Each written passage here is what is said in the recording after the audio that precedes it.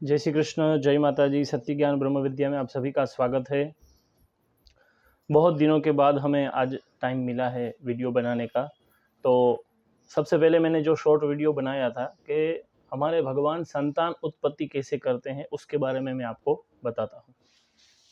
मैं आपको जो भी चीज़ बताऊँगा वो हमारे शास्त्र में ही होगी। उसी में जो चीज़ है वही मैं आपको बताऊँगा। मैं अपने खुद का नॉलेज, अपने खुद से किसी भी प्रकार का सोचा हुआ कोई भी किसी भी प्रकार का ज्ञान मैं आपको नहीं दूंगा। जो हमारे शास्त्र में है, जो प्रमाणित है, वही मैं आपको बताने का प्रयत्न करता हूँ। क्यों? क्योंकि बहुत सारे लोगों की कमेंट भी आई है और दूसरे वीडियो में मैं उनको भी उत्तर दूंगा। जो हमारे शास्त्र में बताया है वो ही देना है।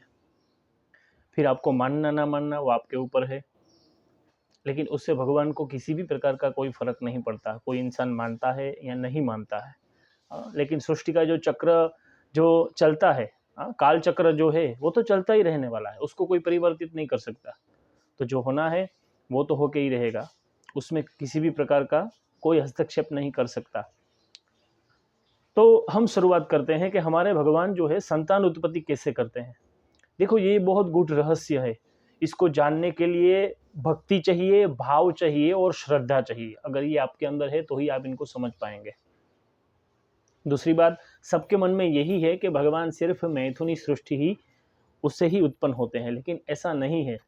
भगवान है ना, कुछ भी कर सकते हैं। सबसे पहले ये आपके माइंड में बिठा लो, और ये सब सत्य है। भगवान कुछ भी कर सकते हैं। भगवान को कुछ करने के लिए किसी भी प्रकार की किसी से भी अनुमति लेने की कोई आवश्यकता नहीं होती। जो आपकी सोच में भी नहीं है ना, भगवान वो भी कर सकते हैं। हमारी सोच से जो परे है वो भगवान कर सकते हैं। क्योंकि जहाँ पे विज्ञान खत्म होता है, जहाँ पे देवताओं की सभी प्रकार की शक्ति खत्म होती है, जहाँ पे तांत्रिक शक्ति सब खत्म होती है, वहाँ से हमारी भगवती की शक्ति का प्रारंभ होता है। तो आप सोच लीजिए कि उसमें कितना सामर्थ्य होगा।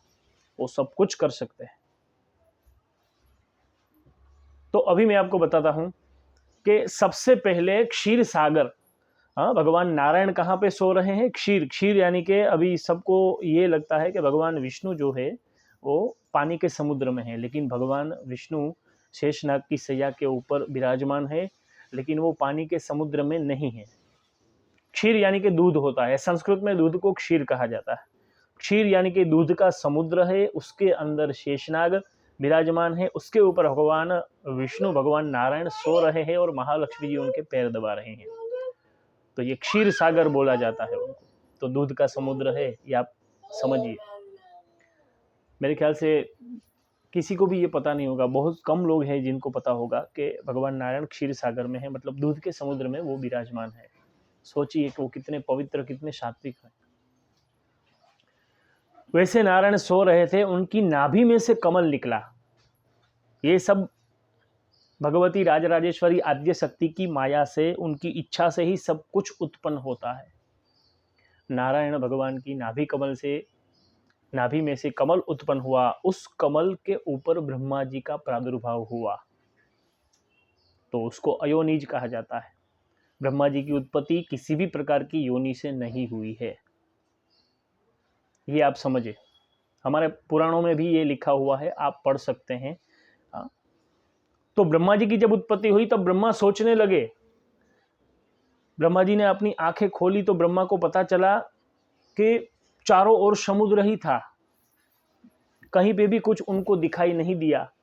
इसीलिए ब्रह्मा जी वो कमल की जो डांडी होती है उसके अंदर गए, नीचे तक, बहुत नीचे तक गए, लेकिन उनको उसका मूल मिला नहीं। फिर वो वापस ऊपर आ गए और वहां पे आके एक बूंद टपकी, कमल में से बूंद नीचे टपकी, तो टप करके आवाज आई। तो ब्रह्मा जी को ऐसा लगा कि मुझे कोई आज्ञा कर रहा है कि मुझे तप करना चाहिए। फिर ब्रह्मा जी ने कठिन तपस्या की, बहुत वर्षों तक ब्रह्मा जी ने तपस्या की। उस तपस्या के प्रभाव के कारण ब्रह्मा जी में वो शक्ति आई, वो सामर्थ्य आया, और भगवान नारायण उनके ऊपर प्रसन्न हुए। और भगवान नारायण ने कहा कि आपको सृष्टि की उत्पत्ति करने के लिए राजराजेश्वरी भगवती आद्य शक्ति ने उत्पन्न किया है। सृष्टि की उत्पत्ति करने के लिए, निर्माण करने के लिए आपको उत्पन्न किया है। मुझे काम सौंपा है पालन करने का और रुद्र को काम सौंपा है संहार करने का। तो ब्रह्मा जी ने भगवती राजा राजेश्वरी की स्तुति की और उनको प्रार्थना की कि हे माँ भगवती आद्य शक्ति मुझे शक्ति प्रदान करे, क्योंकि ब्रह्मा जी भी समर्थ नहीं थे ये सृष्टि बनाने के लिए। भगवती राजा राजेश्वरी प्रसन्न हुई, उन्होंने आशीर्वाद दिया, शक्ति प्रदान की। तभी ब्रह्मा जी ने सबसे पहले ब्रह्मा जी ने सोचा मैं किसकी रचना करूं, क्योंकि पृथ्वी लोक तो अभी यहाँ पे है नहीं। पृथ्वी लोक रसातल में थी, पाताल में, तो पृथ्वी तो थी नहीं, सब जगह पे पानी ही पानी था। तभी ब्रह्मा जी ने नारायण को आज्ञा की कि प्रभु पृथ्वी तो रसातल में है, हिरण्याक्ष राक्षस था जो रसातल में लेकर चला गया है। फिर नारायण ने वराह अवतार धारण किया और पृथ्वी माता को रसातल से बाहर निकाला और हिरण्याक्ष का वध किया। जो हिरण्याक्ष था वो हिरण्यकशिपु का भाई था। पृथ्वी को बाहर निकाला और ब्रह्मा जी ने 10 दिक्पालों की रचना की पृथ्वी को स्थिर करने के लिए। अंतरिक्ष के अंदर पृथ्वी को स्थिर की। फिर पृथ्वी के अंदर मनुष्यों की रचना करने के लिए ब्रह्मा जी सोचने लगे कि अभी मैं कौन से जीव बनाऊं। तो सबसे पहले जल में रहने वाले, इससे पहले भी वीडियो में मैंने बताया, सबसे पहले जल में रहने वाले जीवों को बनाया, जो मैथुनी सृष्टि। फिर पानी में रहने वाले जीव को बनाया, ये सभी प्रकार के जीवों को बनाया। पृथ्वी के ऊपर चलने वाले, उड़ने वाले, सभी प्रकार के पेड़ पौधे ब्रह्मा जी ने बनाए। लेकिन फिर भी ब्रह्मा जी को संतोष नहीं हुआ, क्योंकि मनुष्यों की रचना नहीं हो पाई। ब्रह्मा जी को एक ऐसा जीव चाहिए था जो बहुत सुंदर हो और अच्छे कर्म भी कर सके। ब्रह्मा जी ऐसे सोच रहे थे, तो सबसे पहले ब्रह्मा जी ने मानसी सृष्टि की रचना की। मानसी यानी कि मन से उत्पन्न होने वाली सृष्टि। अब इसके ऊपर आपको शायद विश्वास आए या ना आए, आप पुराण को पढ़ लीजिए। मानसी सृष्टि मतलब ये जो भगवान है ना, उसमें बहुत सामर्थ्य होता है, शक्ति होती है, वो अपने मन से उत्पन्न कर सकते हैं सभी चीज को।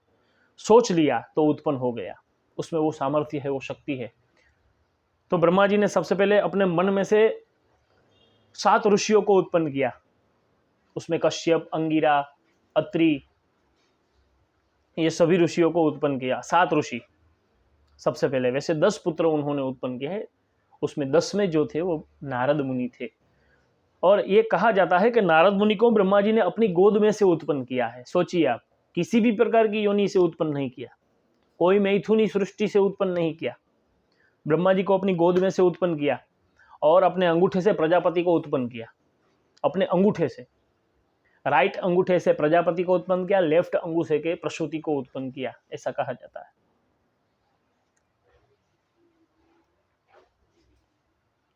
क्योंकि हमारा जो शरीर है ना, उसमें जो राइट का भाग है वो पुरुष है, लेफ्ट है वो स्त्री है। कोई भी पुरुष पूर्ण पुरुष नहीं है। कोई भी जीव, कोई भी जो पुरुष है वो पूर्ण नहीं है, उसके अंदर स्त्री तत्व विराजमान ही रहता है, चाहे वो भगवान हो या हमारे जैसे मनुष्य हो, कोई भी हो। पूर्ण पुरुष कोई नहीं है। इसीलिए एक उसके बारे में मैं आपको एक प्रमाण देता हूँ छोटा सा। एक भृंगी करके ऋषि थे। भृंगी ऋषि वो महादेव को बहुत मानते थे, महादेव की ही भक्ति करते थे। महादेव के अलावा उनको कोई भी अच्छा नहीं लगता था। और महादेव और माता पार्वती सत्संग करते थे, ज्ञान चर्चा होती थी सभी ऋषियों के साथ। सप्त ऋषि भी वहां पे विराजमान होते थे। ऐसे में ये भृंगी ऋषि भी आए। भगवान ने उनका मोह दूर करने के लिए भगवान ने एक लीला की।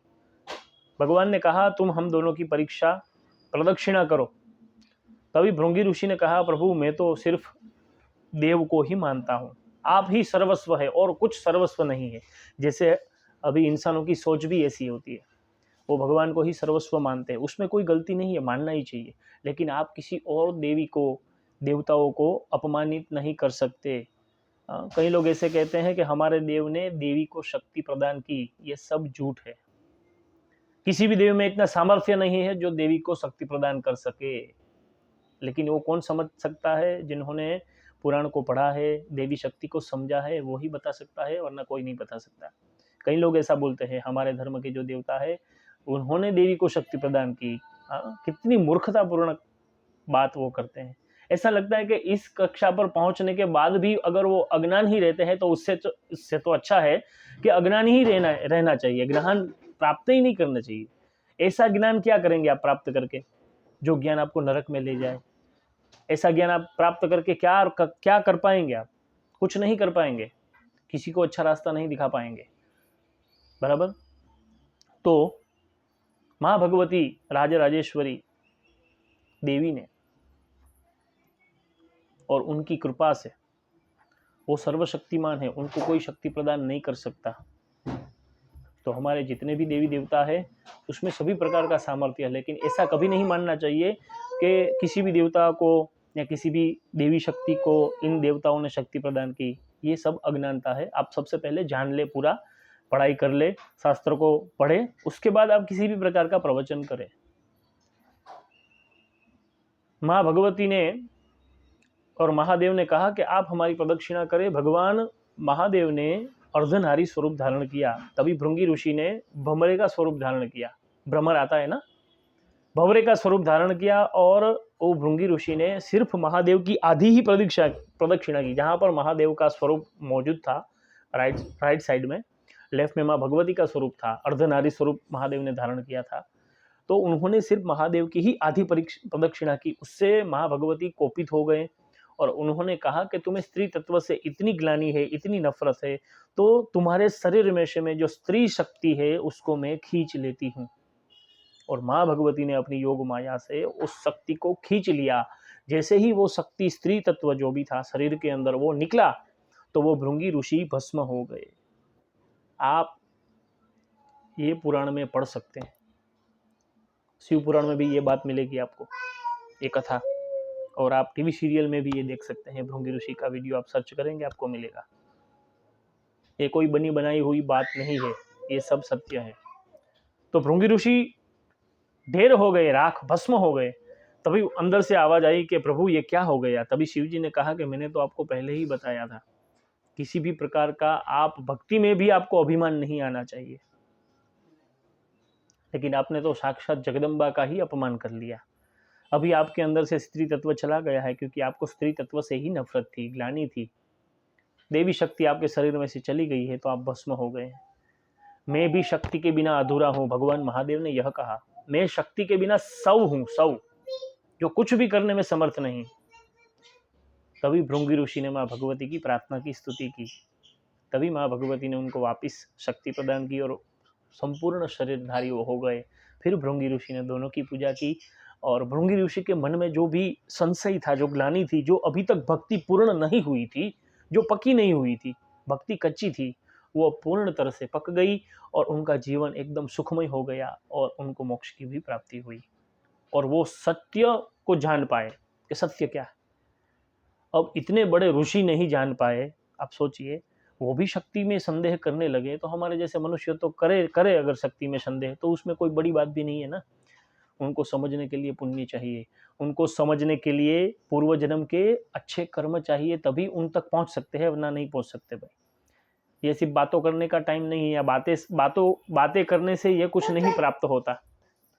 हाँ, तो इस तरह से उनका जो मन में संशय था वो दूर हुआ। तो यही बात मैं आपको बताने चाह रहा हूँ कि ये सभी जो भी चल रहा है वो शक्ति के माध्यम से ही चल रहा है। तो ब्रह्मा जी ने मानस मन से उत्पन्न किया। ब्रह्मा जी ने, तभी तो सरस्वती माता भी नहीं थी और ना ही सावित्री थी, ब्रह्मा जी अकेले ही थे। तो मानसी सृष्टि उन्होंने उत्पन्न की अपने मन से। और हमारे जितने भी भगवान है वो अपने तेज से उत्पन्न करते हैं। अब कार्तिक स्वामी की उत्पत्ति कैसे हुई, भगवान महादेव ने कैसे उत्पन्न किया कार्तिक स्वामी को, क्या आपको पता है?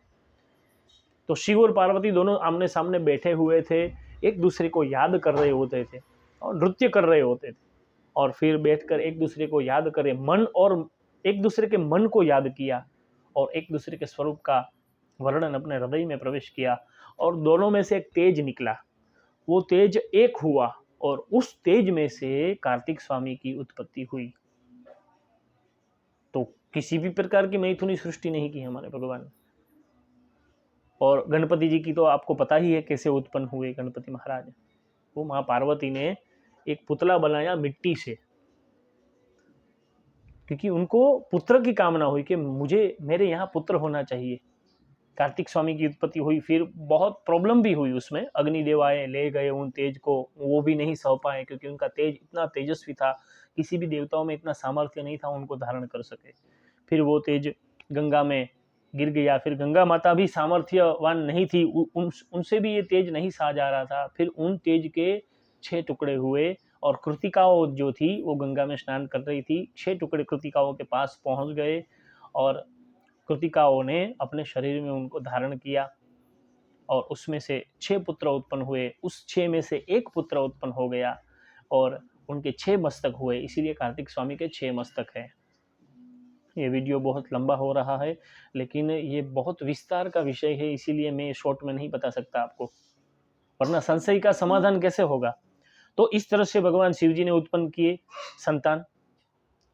उसके बाद आता है द्रोणाचार्य। गुरु द्रोणाचार्य की उत्पत्ति कैसे हुई है क्या आपको पता है? तो द्रोण में से उनकी उत्पत्ति हुई, जो दड़िया होता है ना, पड़िया वाटी जैसा, उस द्रोण में से द्रोणाचार्य की उत्पत्ति हुई है, किसी योनि से नहीं हुई। और ऐसे बहुत सारे हैं जिनकी उत्पत्ति इस योनि से नहीं हुई है। जैसे एक सुखदेव जी महाराज, भगवान वेद व्यास जी ने देखा, एक पक्षी को देखा, वो अपने बच्चे को खिला रहे थे, तो उनको मातृभाव जागृत हुआ, प्रेम जागृत कि मेरे यहाँ भी बच्चा होना चाहिए, तो मैं अपने बच्चे को, मैंने जो सीखा है, जो पढ़ा है, मैं अपने बच्चे को ज्ञान दूं और उस ज्ञान से वो पूरे संसार का कल्याण करे, ऐसी भावना हुई वेद व्यास जी के मन में। तो उनको ऐसा लगा कि हमें भी संतान उत्पन्न करना चाहिए। तो वो ऐसा सोच ही रहे थे, आकाश में से एक अप्सरा जा रही थी, उनको देखकर उनके मन में ऐसा हुआ कि पत्नी होनी चाहिए, ताकि मैं वेद धर्म के अनुसार, शास्त्र के अनुसार मैं संतान उत्पत्ति कर सकूं। और वो अप्सरा डर गई कि वेद व्यास जी कहीं श्राप न दे दे, वो वहां से चली गई। फिर वेद व्यास जी सोच रहे थे कि संतान की उत्पत्ति मैं कैसे करूं। और जो अरणि होती है, जिससे अरणि मंथन से अग्नि उत्पन्न किया जाता है, उस अरणि में भगवान वेद व्यास का तेज गिरा और उस तेज में से सुखदेव जी महाराज की उत्पत्ति हुई। ऐसी कथा देवी भागवत के अंदर विराजमान है। तो हमारे जितने भी भगवान हैं, वो सिर्फ ये भोग की कामना से किसी भी प्रकार की संतान उत्पत्ति नहीं करते। दूसरी बात ये, कई लोग ये भी बोलते हैं, हाँ, ब्राह्मण क्षत्रिय वैश्य शूद्र जो मैंने वीडियो बनाया है उसमें भी बहुत सारे लोगों ने संशय किया है, उसका भी मैं जवाब दूंगा। अब देखो, वेद व्यास जी की उत्पत्ति कैसे हुई? तो पराशर ऋषि, जो कि ब्राह्मण थे, लेकिन मत्स्यगंधा कौन थी? तो कि शूद्र थी, उसके अंदर मच्छी जैसी स्मेल आती थी, मत्स्यगंधा। तो क्या पराशर जी एक पग से अपंग थे, तो पराशर जी को क्या काम भावना जागृत हुई, आप सोचिए। और वो नदी पार करने गए तो सामने जब कांठे किनारे पर पहुंचे सामने, तो वेद व्यास जी की उत्पत्ति भी हो गई थी। अब इतनी देर में 9 महीना धारण कर लिया, ये सब मंत्र से होता है। पराशर ऋषि जो थे वो सत्यवती को कहा, मत्स्यगंधा को कहा कि ये समय जो है वो दिव्य पुत्र उत्पन्न करने का है। तो मत्स्यगंधा ने कहा कि आप मुझे ऐसा आशीर्वाद दीजिए कि मुझे कलंक न लगे। तभी पराशर ऋषि ने कहा, मैं तुम्हें ऐसा आशीर्वाद दूंगा कि तुम्हारी जो शक्ति है वो कभी नष्ट नहीं होगी, और तुम्हारे अंदर जो मत्स्यगंधा मतलब मच्छी जैसी स्मेल आती है, मैं तुम्हें आशीर्वाद देता हूं कि योजन गंधा के नाम से तुम प्रख्यात होगी। तुम्हारे शरीर में से कस्तूरी की स्मेल आएगी बहुत योजन तक, और तुम कंवारी ही कहलाओगी, तुम्हारा शील कभी भंग नहीं हो सकता। लेकिन ये समय है, तुम दिव्य पुत्र को उत्पन्न करो। और उस पराशर जी ने और मत्स्यगंधा के साथ मन से उत्पन्न किया भगवान वेद व्यास जी को। सामने किनारे पहुंचे और वेद व्यास जी का प्राकट्य भी हो गया था। और वही मत्स्यगंधा जहां से महाभारत की रचना हुई।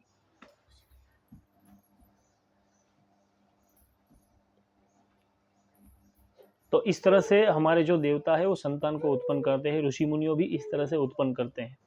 फिर आते हैं दशरथ महाराज जी। उन्होंने कोई काम भोग से उत्पन्न नहीं किया भगवान श्री राम को, उन्होंने पुत्र कामेष्टि यज्ञ किया, वो खीर आई, अग्निदेव दे गए खीर, उस खीर को ग्रहण किया, उससे वो उसको गर्भ धारण हुआ। कोई काम भोग की भावना से देवता अवतार धारण नहीं करते। लेकिन देखो भगवान सब कुछ कर सकते हैं। हाँ? तो वो मैथुनी सृष्टि भगवान ने बनाई तो उससे भी वो आगमन हो सकते हैं घर के अंदर। जैसे हमारे संत है, हाँ, जितने भी बड़े बड़े संत हो गए वो इसी तरह से आते हैं। हाँ? जितने हमारे दिव्य राजा हो गए, शूरवीर जितने हो गए, हाँ? लेकिन जो देवता है वो इस तरह से संतान उत्पन्न करते हैं। तो आपकी जो सोच है मैथुनी वाली, उस सोच को आप बदलिए। हमारे भगवान सिर्फ मैथुनी सृष्टि उत्पन्न नहीं करते, वो सब कुछ मन से भी कर सकते हैं, मंत्र से भी कर सकते हैं। हाँ, वो किसी भी प्रकार से पुत्र उत्पन्न कर सकते हैं। सिर्फ कामना हो गई, इच्छा हो गई, पुत्र चाहिए, और अंदर से अपनी शक्ति से ही पुत्र उत्पन्न हो गया। वो मिट्टी से भी उत्पन्न कर सकते हैं। मिट्टी का पुतला बना दिया, उसमें प्राण रख दिए, हो गया पुत्र उत्पन्न। किसी भी चीज को हमारे भगवान उत्पन्न कर सकते हैं। लेकिन मैं ये नहीं कहता कि मैथुनी सृष्टि से भगवान ने कभी पुत्र उत्पन्न नहीं किए। हाँ, भगवान जैसे अंश अवतार धारण करते हैं ना, तो भगवान सब कुछ करते हैं। मनुष्य ये पृथ्वी लोक में आए तो यहाँ पे सामान्य मनुष्य के अनुसार ही भगवान को अपना जीवन जीना पड़ेगा, क्योंकि ये भगवान का नियम है। तो जो नियम हम बनाते हैं उसके ऊपर हमें तटस्थ रहना चाहिए, हमें कभी उसके ऊपर से मुंह नहीं फेरना चाहिए। तो ये भगवान का नियम है। भगवान इस पृथ्वी लोक में आते हैं तो दुख भी सहन करते हैं, जैसे सामान्य मनुष्य करता है। उनको भी दुख होता है, उनके भी आंसू निकलते हैं, उनको भी मोह माया लगती है। मेरा पुत्र है, मेरी पत्नी है, मेरा परिवार है, वो भी माया उनको लगती है। तो भगवान यही दिखाते हैं हमें कि इस पृथ्वी लोक में आने के बाद मैं भी इस माया से मुक्त नहीं हो सकता, तो आप कैसे हो पाएंगे। लेकिन फिर भी भगवान अंत में माया से मुक्त हो जाते हैं, जो कि हमें भगवान श्री कृष्ण के जीवन चरित्र से मिलता है।